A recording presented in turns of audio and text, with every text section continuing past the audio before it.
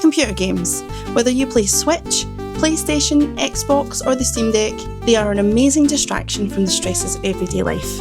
Sometimes, these games don't just transport us to rich worlds we couldn't imagine, they can also make us love their characters and go on adventures that stay with us forever. This is Culture Bug, and we're counting down the top 5 games that gave us trauma.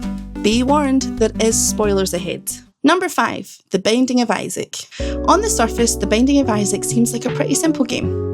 You're a little guy navigating a space that changes every time you die, fighting enemies and collecting treasure. This roguelike is far darker than it appears. The game centres around Isaac, a boy sent into a monster-filled basement to escape his mother, who believes she's acting on divine commands to sacrifice him. The plot could easily be from a horror film. With blood-splattered levels and traumatic cutscenes, it's definitely a game we won't forget. And if not for the story, then for how difficult it can get. Number 4, Vemba. Vemba, released in 2023, is a narrative cooking game about an Indian family trying to make it in Canada. You play as the mother, who tries to show love and teach lessons through culturally accurate recipes. For many, it was marketed as a cosy game, and for the most part it is. But as the story progresses, your son grows up, your husband passes away, the recipes become more and more about maintaining a connection to your culture and homeland. Creating beautiful meals that no one arrives to share becomes especially heartbreaking. It's a wonderfully crafted game everyone should play, but beware, it's not as straightforwardly cosy as it may appear.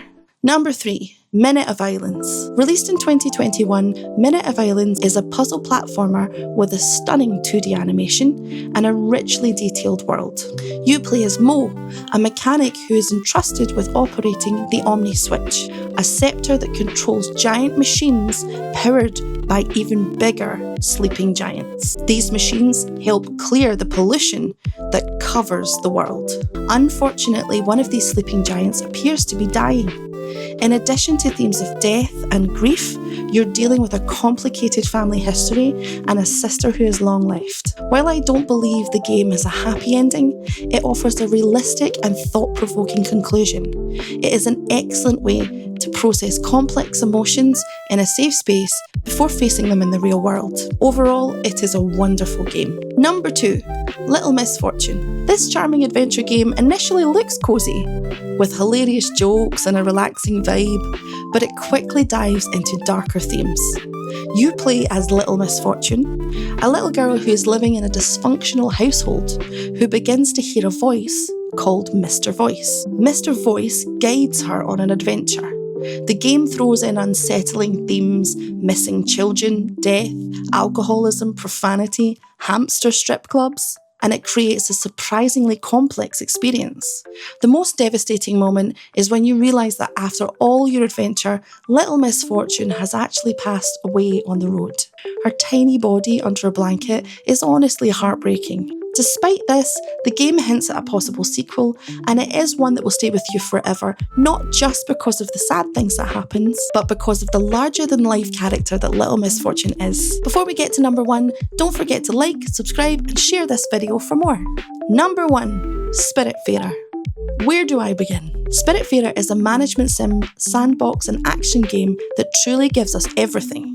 You play as Stella, a ferry master whose job it is to guide spirits to the afterlife. Knowing that death is part of the process might make it easier, but as the story unfolds, you form bonds with the spirits, listening to their stories and helping them resolve unfinished business, and ultimately ferrying them to the afterlife. Watching these characters say goodbye, hugging them before they pass, and learning about Stella's own life makes it incredibly emotional.